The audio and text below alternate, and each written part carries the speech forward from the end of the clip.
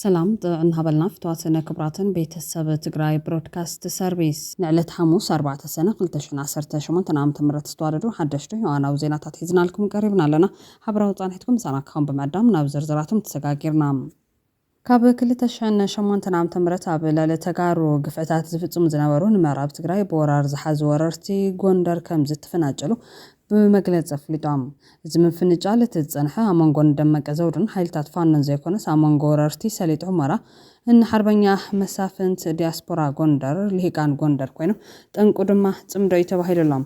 إذا حدش مبالة نتيابة كلتاشن 10 سلسن ببلتقنا توتين زنور معراب تقرين أو غوندر طاليلكا كل المقبار زبل حقنا زفشل خوينو لهم بزرزر دماكن رينام أمارانا إثيوبيا أنين ماسك قدمو لمشت يتزقاج باندان دال በአማራ ፋኖ ተመሳስሎ ምላሱን ተማምኖ የሚንቀሳቀስ ልጅ እንዳለ እየተጠራጠርኩ ስለሆነ በዚህ ወሳኝ ታሪክ ጥፋት ላይ ሆነን ለመላው የጎንደር ተወላጆች የተከፈተብንን ጸረ ጎንደር ዘመቻ በጋራ እንመክት ዘንድም ጥሪያችንን እናስተላልፋለን። በኋላ ወገን መርሕነት ትግራይ ኩነታት ተጻዋርነት ኩናት ደጊሙ ክግምግም ደገፍቱ ጸዊዖም መንግስት ኢትዮጵያ ናይ ዝቕፅል ዓመት በጀት ትግራይ ካብ ናይ ኦሮሚያ ብ6 ዕፅፊ ካብ ናይ ኣምሓራ ብ4 ዕፅፊ ዝሓደ ገይሩ ሰሊዖም ጋዜጠኛ ድምፂ ወያነ ስርሑ ከም ዝለቐ ኣፍሊጡሎም ብዓፅመ ስጋን ዝሓስቡን ኣድልዎን ሌብነትን ዝፍጽሙ ዝበሎም ሓለፍቲ እውን ወቒሶም ብኻሊ ሓበሬታ ባርዕ ደኒ ዴሳ ኣብ ቁፅር ውዒሉሎ ሰራዊት ሱዳን ንኢትዮጵያ ገጽ ሓያል ናይ ድሮን መጥቃዕቲ ፈንዮም ነዚኣቶም ካልኦት ተገደስቲ ምዕባለታትን ሒዝና ኣለና ምስ ትግራይ ብሮድካስት ሰርቪስ ጽንሖም بقدامنت زحزن زينا أب سعود عربية أب منطقة العشري كل العشري كمشمش تاب زبها البيت ما سرتي كابزر كابو لعلى تميت موت فرد السفارة دلهم إثيوبيان سدتنيات أب بلوك هنز حمشتا كابزر كابو سن حمشتن تمز وزح تجارز غنو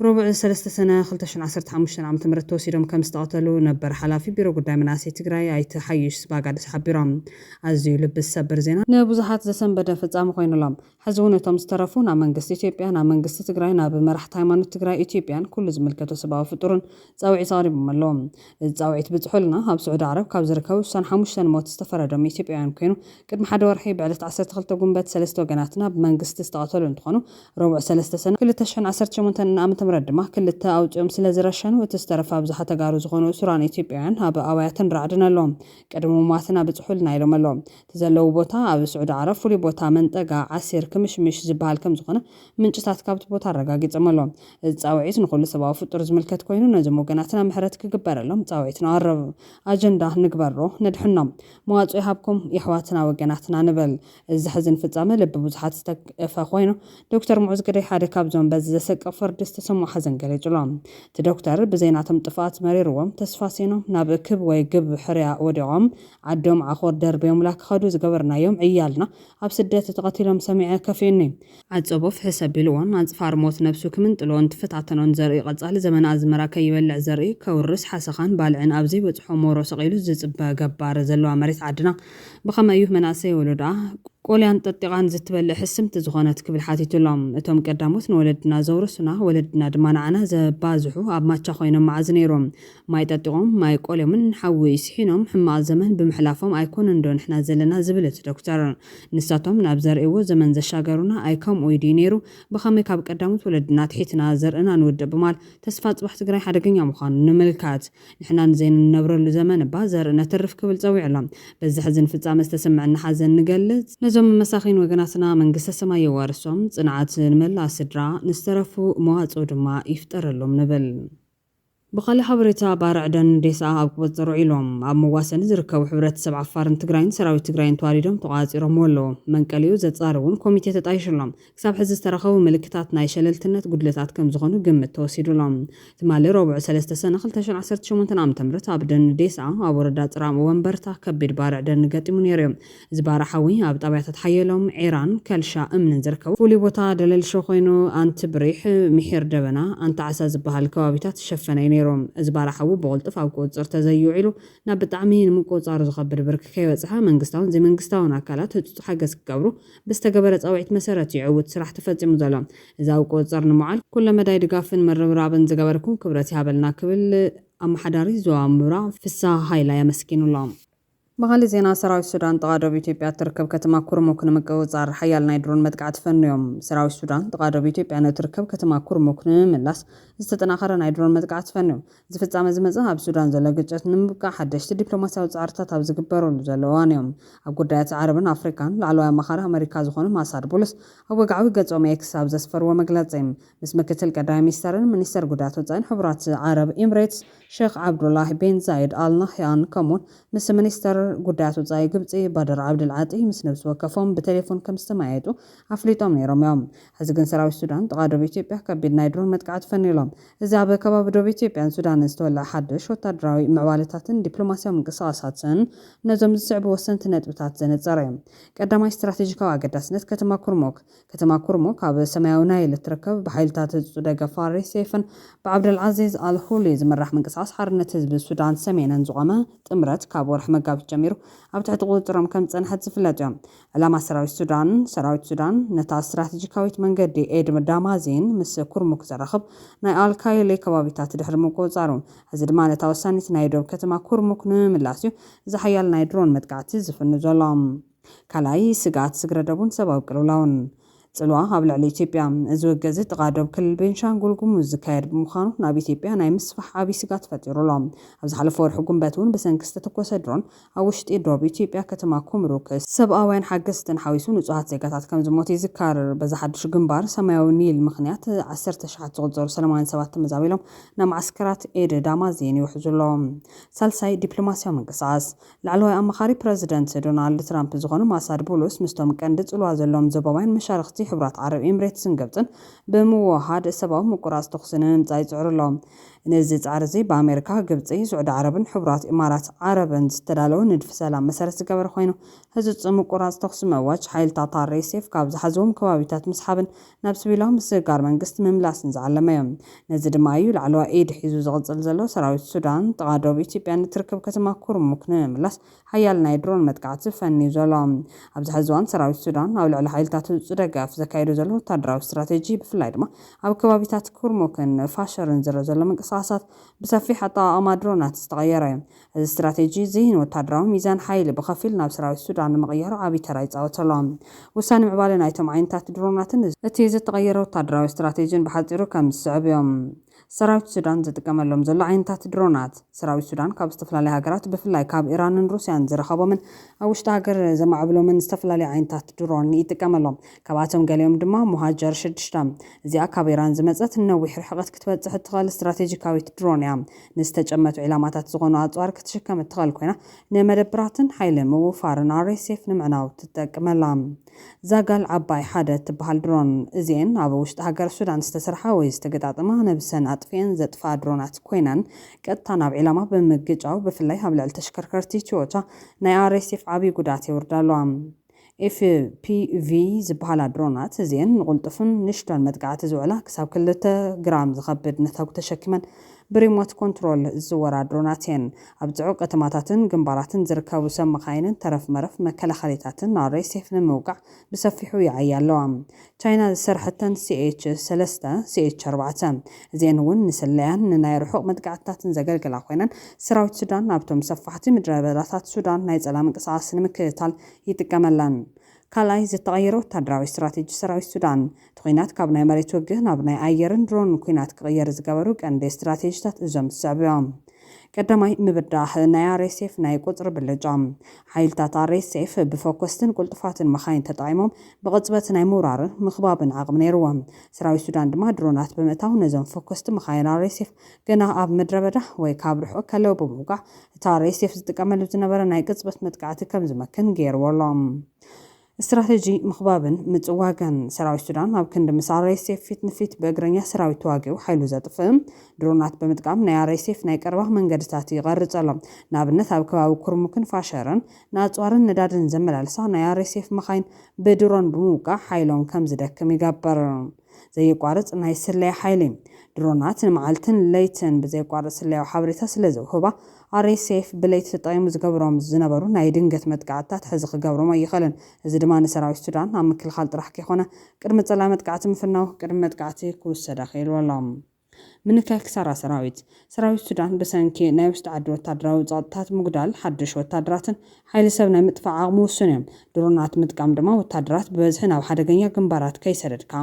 ካብ ድሕሪት ኮይንካ ንጸላይ ንምድኻም ዝዓለመ ብልሓተኛ ስትራቴጂ እዮም። እዚ ስትራቴጂ መጥቃዕቲ ዘጋጥሞም ዘሎ ብድሆታት ናይ ጸረ ድሮን ቴክኖሎጂ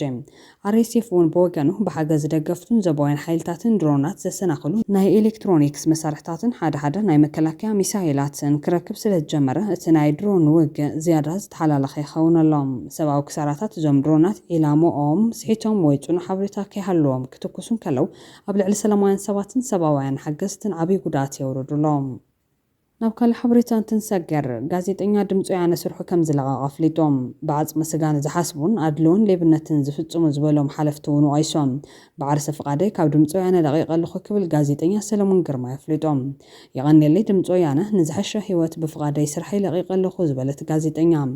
ኣብ 4 ዓመትን 7 ወርሒ ጻንሒተይ ብዙሕ ዓቕምን ልምድን ሕውነትን ቤተሰብን ኣትሪፈ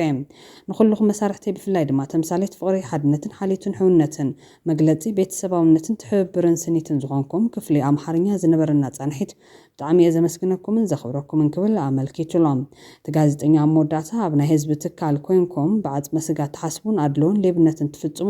ፈጣሪ ልቦና ይሃብኩም ክብል ኣማሪሩሎም ካብ ትካል ድምፂ ወያነ ምልቃቕ ጋዜጠኛታት ገርጊሩ ዝቕጽል ዘሎ ኮይኑ ብደርዘን ዝቁጸሩ ጋዜጠኛታት ከም ዝውፅኡ እዮም ጸብጸባት ዘመላኽቶም።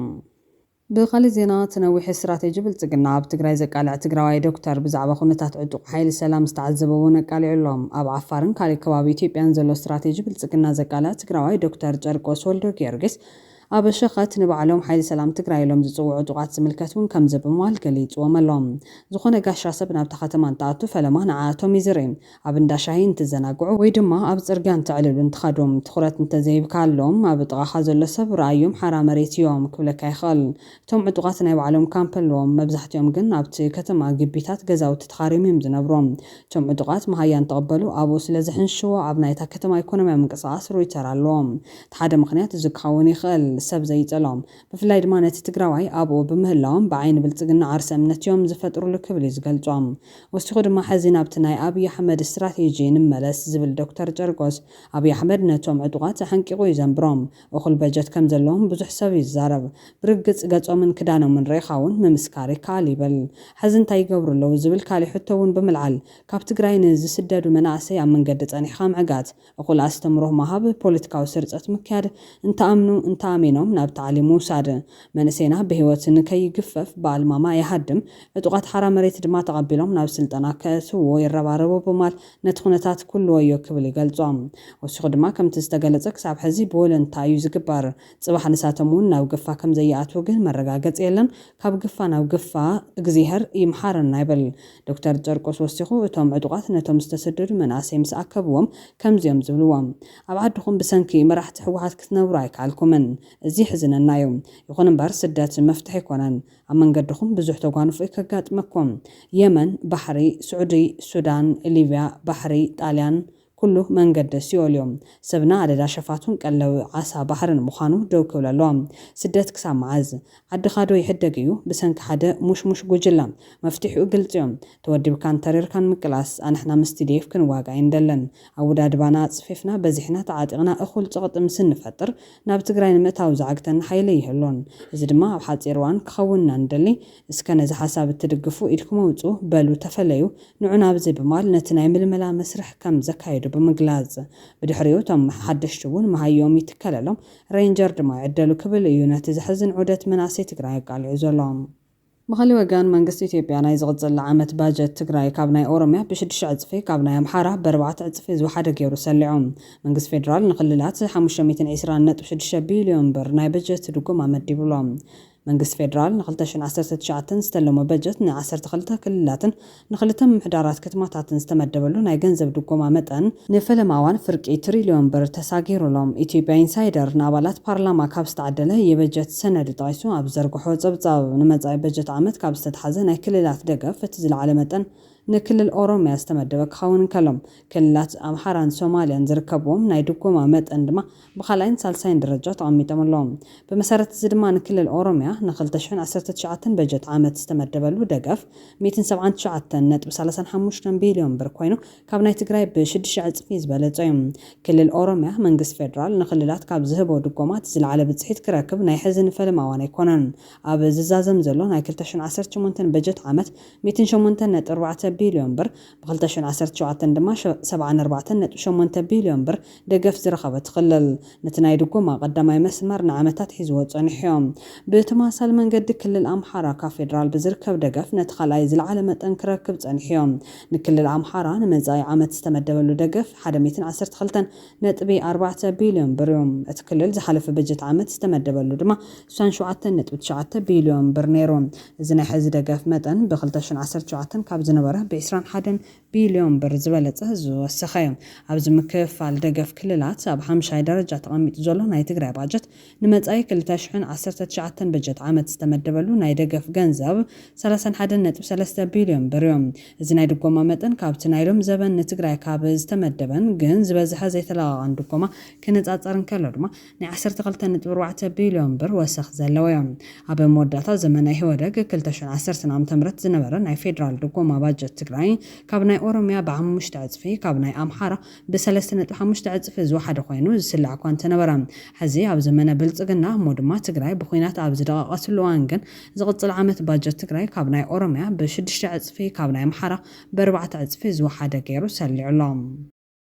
መሪሕነት ትግራይ ኩነታት ተጽዋርነት ኩናት ደጊሙ ክግምገም ደገፍ ተጸዊዖም ትግራይ ብዝግባእ ክትሓስበሎም ዘለዎ ሓቅታት ኣብ ትሕቲ ዝብል ቴማ መልእኽቲ ዘመሓላለፈ ካዛ ሞኮዞ ብዝብል በርዕሽም ዝጽሕፍ ደጋፊ ናይ ትግራይ መሪሕነት ዝስዕብ መልእኽቲ ዘመሓላሊፍሎም ትግራይ ጉጅለ ብልጽግና ካብ ሚኒሊክ ቤተ መንግስቲ ብሓይሊ ክዕሎ ይኽእል ኢላያ ድያ ተኣምን ናይቲ ጉጅለ ውሽጣውን ግዳማውን ዓቕምታት ብጥንቃቕ ክትንትኑ ኣለዋ ኢሉሎም ብናተይ እምነት ብሓይሊ ክዕሎ ከም ዘይኽእል ማዕረሽመይ ርግጸኛ እየ ዝብል ዘለኹ ካብቲ ጉጅለ ዘለዎ ናይ ውሽጢ ዓቕሚ ኾነ ብደገ ክዋስኡን እኹል ድጋፍ ክህብዎ ሃሂሎም ዝጽበዩ ዘለዉ ሓይልታትን መሰረት ገይሮም እኹል ኣብነት ሱዳን ኣላትና እተን ኣብ ሱዳን ዝዋስኣ ዘለዉ ዓድታት ኣብ ዝዓዲ እውን ቁልፊ ግደናት ፀወታ ከም ጽንሓን ከም ዘለዋን ዝፍለጥ እዩ ስለዝኾነ ንጉጅለ ኣብይ ኣሕመድ ብሓይሊ ምእላይ ፈጺሙ ዘይከኣል ክብል ካዛ ሞኮዞ ጽሒፍ ዘሎ ወሲኹ ድማ ምዕራባውያን ሓይልታት እውን እዚ ጉጅለ ካብ ስልጣኑ ክእለ ፈጺሞም ኣይፈቕዶን ምክንያቱ ካሊእ ሓዱሽ ሓይሊ እኳ ከይኸውን እቲ ዝጽበይዎ ዘለዉ ሓይልስ እቲ ዝፈንፈንዎ ህወሓት ዝበሃል ሓይሊ እዩ ክብል ትዕዝብቱ ገሊጹ ዘሎ ካሊእ ትግራይ ክትሓስቡ ዘለዋ ዝበሎ ናይ ውሽጥና ቁጠባዊ ዓቕምን ኣብ ትግራይ ውሽጢ ተፈጢሩ ዘሎ ቅልውላውን ዝምልከት እዮም ትግራይ ብቁጠባ ኣብ ትሕቲ መቓብር ጥሒላ ኣብ መንጎ ህዝባ ዝነበረ ሓያል ማሕበራዊ ምትእስሳር ተሸርሽሩ ብሓዘን ኣብ ዝተኾርመይትሉ ካብ ዝበፅሓ ኩሉ ዓይነት ሃስያ ገና ኣብ ዝሓወይትሉ ብሓፈሻ ኣብ ኣዝዩ ኣጸጋሚ ምዕራፍ ኣብ ዘላትሉ እዋን ካሊእ ኩናት ክትሽከመሉ ትኽእል እንግዳዕ ፈጺሙ ይብላን ክብል ኣጸንቂቑሎም ካዛ ሞኮዞ ወሲኹ ጉጅለ ሸዋ ብሰብ ሓይሊ ኾነ ብመሳርሕን ሎጂስቲክስን ፍጹም ገቢሉ ልዑል ትኹረት ሂቡ ግዜ ወሲዱ ዓቕምታቱን ንሓየለ ይጸኒሖም ትግራይ ገና ሕዚ መንእሰይ ገፊፋ ናብ ተዓሊም ትጓየ ንሱ ግን እዚ ኩሉ ነገሩ ቦት ትሒዙ ዝተረፍዎ ዘመናዊ ቴክኖሎጂታት ኣብ ምግፋፍ ይዝርከብ እቲ ናይ ምድላው ከይዱ ኳስ ፍጹም ሰማይን ምድርን ዝኣክል ኣፈላላይ ኣለዎ ክብል ኣጠንቂቑ ዘሎም ዓለም ለኻዊ ኩነታት ዝምልከት እውን ትግራይ ክትሓስበሉ ዝግባእ ጉዳይ ምዃኑ ይጠቒሱ ዘሎም ኣብ ዝዋን እዚ ዓለምና ኣብ ትሕቲ ፍጹም ዝኾነ ተቐማጢያ ትርከብ ዓለም ለኻዊ ስርዓት ዱዓዋዕ ዘብል እዮም ስለዚ ከምቲ ናይ ቅድሚ ሕዚ ትኹረት ማሕበረሰብ ዓለም ክህሉ ከም ዘይኽእል ብዝግባእ ምርዳእ ይድል ክብል መዒዱሎም ናይ ህዝቢ ማለት እውን ናይ ተለቕማፅ ካድረ ይብል የለኹን ዝብል ኣገላልጻ ብምጥቃም ወነን ተበግሶን እንታይ ይመስል ዝብል ብዝግባእ ክሕሰበሉ ዘለዎ ኢሉሎም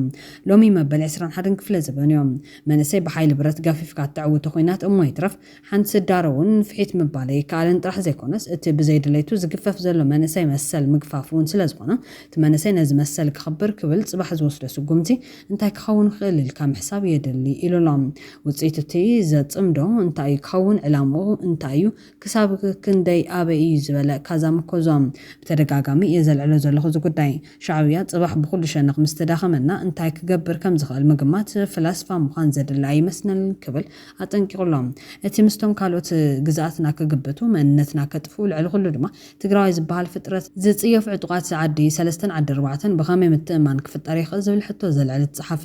ፍጹም ጽንፋዊ ዝኾነ ተሓሳስባ ዘለዎም ሓይልታት ነንባዕሎም እናተጠማመቱ ዝታኸሱ ሓይልታት ፍጹም ርእዮት ዓለማውን ፖለቲካውን መራኸቢ ምስ ዘይብሎም ሓይልታት ተጻሚድካ ዝዕወት ኩናት ክህሉ ይኽእለን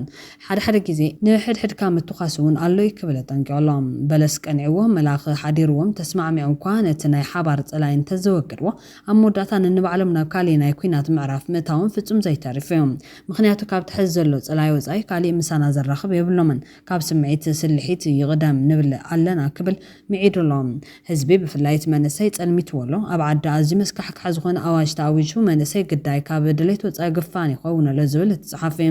ካብ ዓዲ ሃዲሙ ናብ ማእኸል ሃገር እንትጓዓዝ ድማ ደንበ ወዳን ጦር ይጽበዮም መንእሰይ ጸልሚትዎ ሓርቢትወሎ ክብል ዝገልጽ ኣነ ህዝቢ ትግራይ ዝበለስ ሱቕበል ባህሊ ህዝቢ ኣብ ዓለም ኣይረኣኹን ጸገማቱ ብሰልፊ እኳ ንምግላጽ ምንም ሞራል ዘይብሉ ዝሑል ህዝቢ ጸሪፍካ ክትብሉ ነይኹም እወ ኣረካብ ዝንላዕሊ ይግብኦ ነይሩ ብማል ኣምብሬሩ ዝወቀሰ ተጻሓፈ ሕዝን ኣቶ ኮይናት እመኑን ፈጽሙ ናብ ሙሉእ ጥፋት ይወስደና ተጸላይ ዝበሃል ሓይሊ ዘለና ድኹም ጎኒ ኣጸቢቑ ዝፈለጽ ኣብታ ድኹምቲ ጎንና ድማ ብዕቱብ ይሰርሐሎም ንሱ ብሰብ ሓይሊ ኣያምንን ብፍላይ ኣብ ናይ ኣየር መጥቃዕቲ ብሰፊሑ ተዳሊሉ ይክብል እዩ ጠንቀው ዘሎም ካልእ ሻዕብያ ኾነ ዕጡቕ ሓይሊ ዓዲ ሰለስተ ንሕና ብዓቕሚ ክንጠናኸር ድልድል ቅጥዋው ኾነ ወታደራዊ ቁመና ክንውንና ይፈቕዱን ምኽንያቱ በቲ ናቶም ርዲት ቀወምቲ ጸላእቶም ኢና ክብል ይዘብርም እዚ ኩሉ ተሓሲቡሉ ተዘቲሉ እንተኾይኑ ዝእቶ ዘሎ ይኹን ምኽንያቱ በርታት ሰላም ተተዓጽዮም ሰላመቱን ኩመማረጽ ስለዝኾነ በማል ግን ኣይመስለንን ከቢድ ሓደጋ ሒዙልና ክመጽን ኣብ ዝኽእል ምዕራፍ ንሸጋገር ከም ዘለና የዛምን ክብል ሓሳቡ ዛዚሙ ዘሎም ኣብ መወዳእታም ካብ 2008 ዓመተ ምህረት ኣብ ልዕሊ ተጋሩ ግፍዕታት ዝፍጽሙ ዝነበሩ ንምዕራብ ትግራይ ዝተዋጸሩ ናይ ጎንደር ወረርቲ ከም ዝተፈናጨሉ ብመግለጺ ኣፍሊጦም እዚ ምፍንጫል እቲ ዝጸንሐ ኣብ መንጎ እንደመቀ ዘውድን ሓይልታት ፋኖን ዘይኮነስ ኣብ መንጎ ወረርቲ ሰሊጥ ሑመራ ሓርበኛ መሳፍንት ዲያስፖራ ጎንደር ልሂቃን ጎንደር ኮይኑ ጠንቁ ድማ ጽምዶ ተባሂሎም ብልጽግናን ዕጡቓት ፋኖን ተፈናጭሎም ብተማሳል መንገዲ ኣብ ምዕራብ ትግራይ ዘለዉ ወረርቲ የተከዜ ዘብ ምስተፈናጨሉ ምስ ፋኖ ይዋግኡ ከም ዘለዉ ዝፍለጥ ኮይኖም ሕዚ ድማ በይንና ካብ ኣምሓራ ተነጺልና ዝበሉ ወረርቲ ጎንደር ካብ ዲያስፖራን ካብ ፋኖን አንጻር ብዘመነ ካሴ ዝምራሕ ዕጡቕ ፋኖ ጎጃምን ናይ ሸዋ ፋኖን ዘቕንዑ መግለጽታት ካብ ጎንደርን ዲያስፖራን ዝወጹ ዘለዉ ኮይኖም እቲ መግለጽ ድማ ልሂቅ ጎንደር ተፈልዩ ይውቃዓሎ ንቕተለለና ምስ ወያነ ዝግበር ጽምዶ ኣይንድግፍን ዝብል ኮይኑ እዚ ሓድሽ ምዕባለ ነቲ ብብልጽግና ተወጢኑ ዝነበረ ምዕራብ ትግራይ ናብ ጎንደር ተቐሊልካ ክልል ምግባር ዝብል ሓቀን ዘፍሸለ ዓብይ ለውጢ ኮይኑሎም ክቡራትን ክቡራናን ብብልጽግና ተወጢኑ ዝነበረ ምዕራብ ትግራይ ናብ ጎንደር ተቐሊልካ ክልል ምግባር ዝብል ሓቀና ኤርሚያስ ለገሰ ተቃዋሚ ብልጽግና እንከሎ ዘቃልዑ ሚስጥርን ነዚ ሽርሒ ዘፍሸለ ሓድሽ ምዕባለ ናይ ጎንደር ሓይልታት መፍንጫለን ሲዕቡ ከቐርብ እዩ ክትካተሉ አድምና በአማራ ፋኖ የወከልናቸው ልጆቻችን በሱዳን ገብተው ሲወጡ ሪፖርት የለይም በኤርትራ ገብተው ሲወጡ ሪፖርት የለይም በትግራይም እንዲሁም ከጥሉ ያልነበረ ኩታራ አሰባስቦ ተስማምተናል እያሉ የሚሉት ነገር ለኔ ግልጽ አንወለልኝ ግልጽ እንዳልሆነልኝ የአማራ ሕዝብ ዕውቅና እንድትይዝልኝ አማራና ኢትዮጵያ እኔንም አስቀድሞ ለመሸጥ የተዘጋጀ ባንዳ እንዳለ በአማራ ፋኖ ተመሳስሎ ምላሱን ተማምኖ የሚንቀሳቀስ ልጅ እንዳለ እየተጠራጠርኩ ስለሆነ በታሪክ እንድትመዘግቡት ፈልጋለሁ። ከዓለም አቀፍ የጎንደር ተወላጆች የተሰጠ መግለጫ በጎንደር ሕዝብ ላይ የተከፈቱ ዘመቻዎች በአስቸኳይ እንዲቆሙ ስለማሳሰብ ጎንደር በድንቃድንቅ ታሪኮቿ በአርበኛና አርቆ ሐሳቢ ልጆቿ በአማራነቷና በኢትዮጵያዊነቷ ለዘመናት አሸብርቃ የኖረች ምድር መሆኗ የማይታበይ ሀቅ ነው። ጎንደር የተበተነች ኢትዮጵያ የተሰባሰበችባት ድንቅ ኢትዮጵያዊ ምድር ናት። ጎንደር ለ50 ዓመታት ገዳማ ተከምሮ የኖረውን የወያኔን የብሪት ክምር አመድ ያደረገች የእሳት ምድር ናት። ጎንደር የአማራ ብሔርተኝነትን ችቦ ለኩሳ ወያኔን ከዙፋኑ የገለበጠች የአማራና የኢትዮጵያ ክንድ ምድር ናት። ጎንደር በአሁኑ ሰዓት እየተካሄደ ያለውን የፋኖ የነጻነት ትግል ከጽንሱ ጀምሮ ያዋለደች ለአማራነትና ለኢትዮጵያነት ስትል እየሳቀች መስዋዕትነትን ደጋግማ የምትከፍል የአፄ ቴዎድሮስና ያያሌ ጀግኖች እናት ምድር ናት። ሆኖም ከቅርብ ዓመታት ወዲህ በተለይ ደግሞ በጎንደር ምድር ችቦ ተለኩሶ ከመጣው ለውጥ በኋላ ምንጫቸው በውል ያልታወቁ ጸረ ጎንደር ዘመቻዎች ያለማቋረጥ በጎንደር ሕዝብ ላይ ከፍተውበታል። በጎንደር ልሂቃን ላይ የማያባራ ተከታታይ የሐሰት ትርክት እየተሰራጨባቸው ይገኛል። በዚህ ጸረ ጎንደር ትርክት የተነሳም ብዙ ጎንደሬዎች በግፍ ተገድለዋል። ብዙ ጎንደሬዎች ንብረታቸውን አጥተዋል። ብዙ ጎንደሬዎች ልባቸው ተሰብሯል። የሚያሳዝነውና የሚያስደነግጠው ደግሞ ይህንን ጸረ ጎንደር ትርክት በዋናነት እያንቀሳቀሰ ያለው በአማራ ብሔርተኝነት ጭንብል የተደበቀ ቡድን መሆኑ ነው። ላብነትም የአማራ ፋኖ ብሔራዊ ንቅናቄ አፋብን የጊዜው ሊቀመንበር አቶ ዘመነ ካሴ በተለያዩ ጊዜያት ጸረ ጎንደር ዘመቻ በግልጽ ከሚያካሂዱ የሚዲያ ሰዎች ዘንድ በመቅረብ የሚዲያ ባለቤቶቹን ሲያሞካሹና ሲሸልሙ አይተናል። አቶ ዘመነ ካሴ እውቅና የሰጧቸውም በዚሁ ዘመቻ ፊታውራሪ የሆኑትን ጎንደር ትውደም ሲል የሚውለውን ዘመድኩን በቀለንና እስኳድ ጎንደሬ ይገደል እያለ በሚዲያ የሚዘምተውን አሳየ ደርቤን ነው። እኛ በአገር ቤትና በውጭ ሀገር የምንገኝ የጎንደር ተወላጆች በዚህ በአቶ ዘመነ ካሴ ድርጊት ከልባችን አዝነናል፣ ከልባችንም ተቆጥተናል። ይህ ድርጊትም በህሉና ትግሉ የተሰዉትን እንቁ የአማራ ልጆች ደም እንደ ውሃ አጥንታቸውን እንዳገዳ ቁስላቸውን የከንቱ ተደርጎ እየተወሰደ እንደሆነ እናምናለን። በየቀኑ ወንድም እህቶቻችን እየገበርንበትና እየተፋለምንበት ያለውን የአማራ ፋኖ ትግል በጥያቄ ምልክት እንድናስገባው ተገደናል። ከሐሰት ትርክት ዘማቾች ሽልማትና ውደሳ ጎን ለጎን አሁንም አፋብን በመሪው በአቶ ዘመነ ካሴ በኩል ከወያኔ ሰዎች ጋር እየፈጠረ ያለው መጣመድ እጅግ በጣም የሚያስቆጣም የሚያሳፍርም ድርጊት ነው። እኛ እንዲህ ያለን ከውስጥ የሚመነጭ የጥላቻ ትርክት ዘመቻና ከዋና ጥላት ጋር መጣመድን በቀላሉ ከማየት አልፈን ታሪክ እንድናገላብጥ እንገደዳለን። ተነግ በሺህ ማዳከሚያ ተቀጽላ በመለጠፍ ጨቋኝ፣ ትምክተኛና ነፍጠኛ የሚሉ የመግደያ ኮዶች ሰጥታ ፍላጎቷን አሳክታለች። ከቅርብ ጊዜ ወዲህም በአማራ ስም የሚምሉ የሚገዘቱ አቻዎቻቸው በአማራ ውስጥ ተመሳሳይ ፍረጃና እስኳድ የሚል የመግደያ ኮድ መጠሪያን ለጎንደር ሰጥተው በህዝባችን ላይ ያልተቋረጠ ዘመቻ እየተደረገ ይገኛል። የነዚህና መሰል ጎንደር ተኮር ዘመቻዎች የጀርባ ተዋናይ ራሱ ወያኔ፣ ግቡም በአማራ ማሊያ የወያኔን ፕሮጀክት ማስፈጸም እንደሆነ እናምናል። ስለሆነም የጸረ ጎንደር የሐሰት ትርክት ጥቃት የጎንደር አማራ ጥቃት ብቻ ተብሎ የሚታለፍ ሳይሆን ዘመቻው በአማራ ከፍ ሲል በኢትዮጵያ ላይ የተቃጣ ነው። ምክንያቱም እውነተኛ ትግል ለአማራ ሁለነገሩ ለኢትዮጵያ የደህንነትና የኢኮኖሚ የበላይነት ማስጠበቂያ ለምስራቅ አፍሪካ ስስ ተረከዝ የሆነውን የጎንደር አማራ ቀጠናን አደጋ ላይ እንዲወርቅ ለአማራነትና ለኢትዮጵያዊነት አንድነት ዋጋ እየከፈለ ያለውን መራር ተጋድሎ ማራከስ አማራነትን ከመበተን አገርን ከማፍረስ ያልተናነሰ ነው።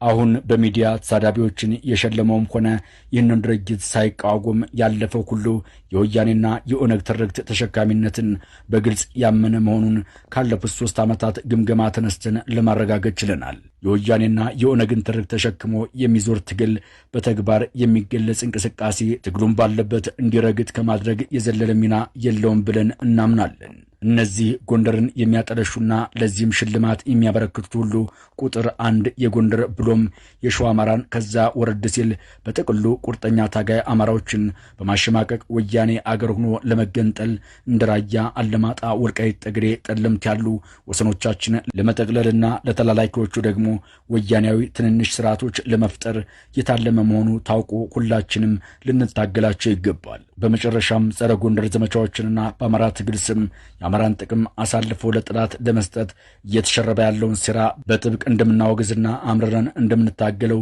ለመላው ሕዝባችን ለማሳወቅ እንወዳለን። በዚህ ወሳኝ ታሪክ ጥፋት ላይ ሁነን ለመላው የጎንደር ተወላጆች የተከፈተብንን ጸረ ጎንደር ዘመቻ በጋራ እንመክት ዘንድም ጥሪያችንን እናስተላልፋለን። ጎንደር በሐሰት ትርክት የሚጠለሽ ስም የላትም። የጎንደር አማራ ርስት አትሸጥም፣ አትለወጥም። ዓለም አቀፍ የጎንደር ተወላጆች